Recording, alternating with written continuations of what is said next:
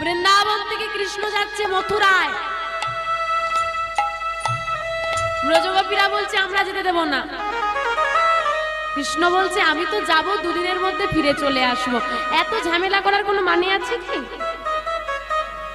গোপীরা কাঁদছে আর বলছে কৃষ্ণ, যদি আমাকে যদি আমার আত্মা এসে বলে, আমার নিঃশ্বাস এসে আমাকে বলে আমি দুদিনের জন্য কোথাও ঘুরতে যাচ্ছি, আবার চলে আসবো, আমি বাঁচবো?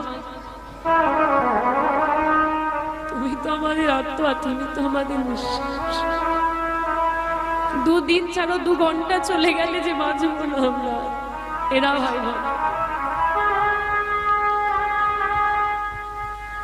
তুমি কাঁদছো পিসিমা? কই না তো। আমি কেন কাঁদতে যাব? আমার তো আজকে আনন্দের দিন।